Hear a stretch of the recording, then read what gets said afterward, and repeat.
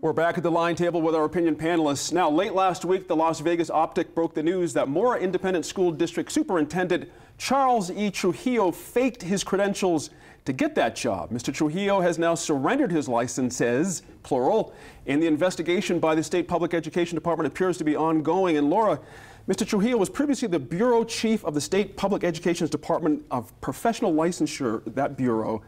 That's an amazing thing when you think about it. He was the man in charge of overseeing who gets licensed, who's up to snuff, that kind of a thing. Of course he was in charge of it. He got able himself to plenty of licenses. able to work around the whole thing. But now we've had a lot of things come out this week that folks are saying, I did not sign the letter that was given. There were warnings about this man. It's just a whole big giant web here. What was your initial take out on this as we start to unpack this one?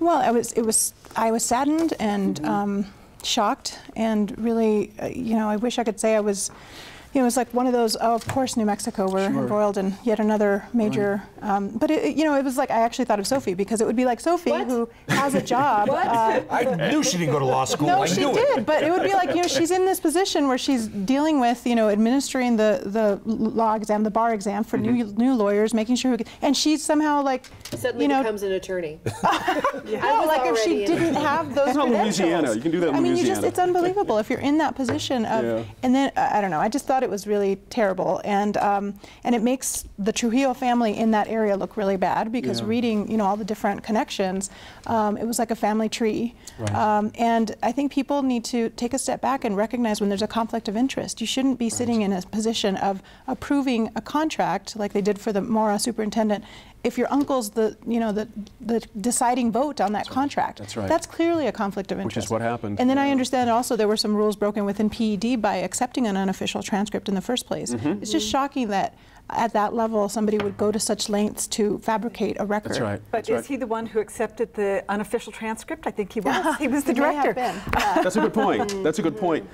Did not have a master's degree from Highlands, like he claimed. It seems that he did not have a master's degree from Highlands, and that strikes me as something that Highlands itself might have identified. Well, who is this person? We don't think that he came through here.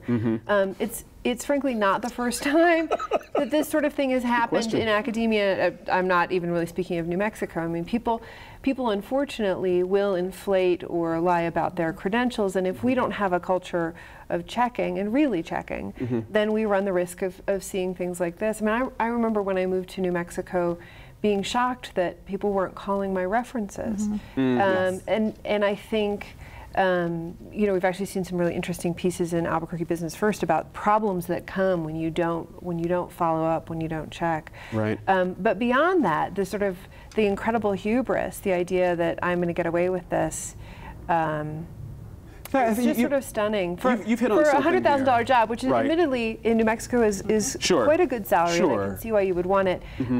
But the moment that ends, where do you go next? That's right. But to not be smart enough to realize that if you get the job on a swing vote by a relative, that somebody's not going to be coming to you and saying, I'm going to research this stuff. You know what I'm saying? It's one thing to get this job and say, hey, it flew through, nobody was angry, and I think I could pull this off, versus there was this battle of the bulges at the school board, and my uncle cast the deciding vote to get me the job. Well, I'm good now. I got the job. And I have to believe that when everything went down with, now I'm forgetting his name, but the gentleman from Denver who's just had some legal issues. I think we're about Jason Martinez.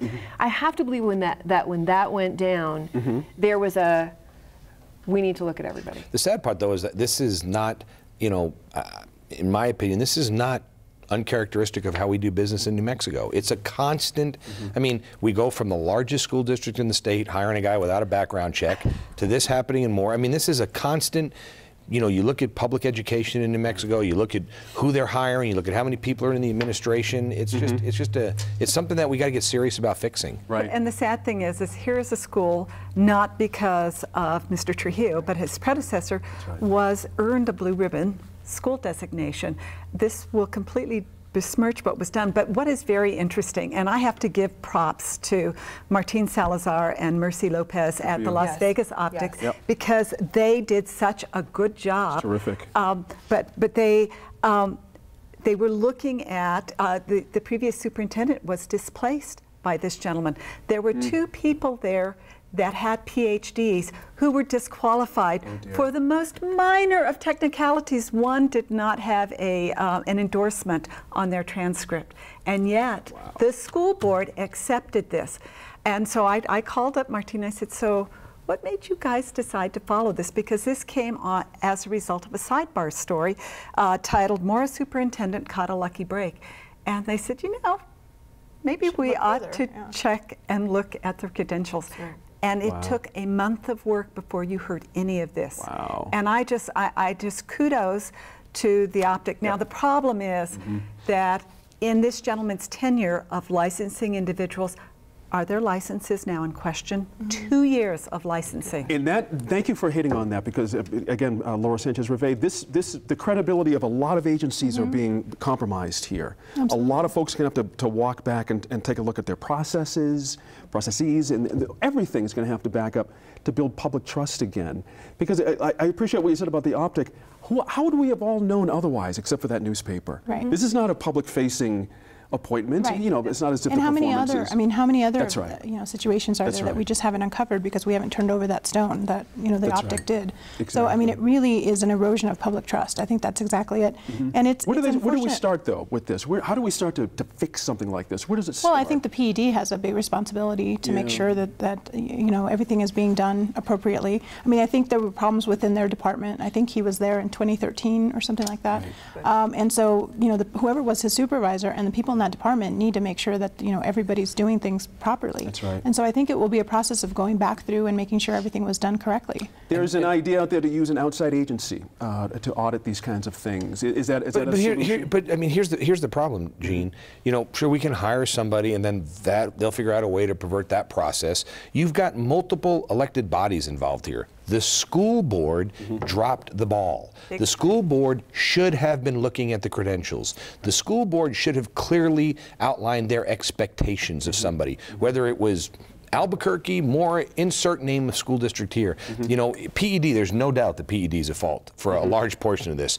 But we're forgetting that there's a local school board that's locally elected that's supposed to be looking out for the best interest of that district that clearly didn't do that. And so, I mean, I think inserting another group to say, well, we're going to oversee it over these two guys, I'm not sure that's the process. The process, I think, is that it just highlights the lack of local accountability we've got in the state of New Mexico, that people are on these boards and these commissions and running for things, in my opinion, because they got personal vendettas. Yeah, they're not looking. Let me throw another name out there for you. There, though, if I may, please. Is that these elected positions are not full-time positions. They can't spend all of their time digging into these issues, and so they rely on staff.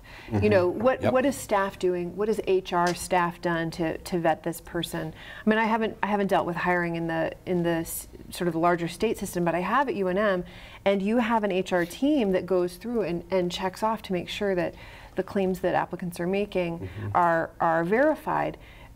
That needs to happen at all levels so that the board can be focused on policy level issues and not calling up to say, hey, Highlands University, did this really happen? But ultimately, you know, the nepotism issue is huge. I mean, regardless of, let's assume that the HR did all of that. That's right. You know, and there's still an uncle who's casting a deciding vote in this situation. I mean, there needs to be people. He didn't recuse himself either. Right. I mean, people should be recusing themselves. And there's, I mean, you really, to have a cousin and another cousin and all these people write these letters. And a daughter. Right. I mean, you can't have those kinds up to 20 violations here. I mean, this thing just keeps piling onto itself. The familial connections to me are really troubling. And it, you know, one thing that Sophie mentioned, she was shocked, you know, that they didn't call her references when she first moved here. I was shocked when I first moved here at my first job at a law firm for people to ask me who my father was. And I thought it was the most bizarre question ever asked, because why would anybody care who your father is?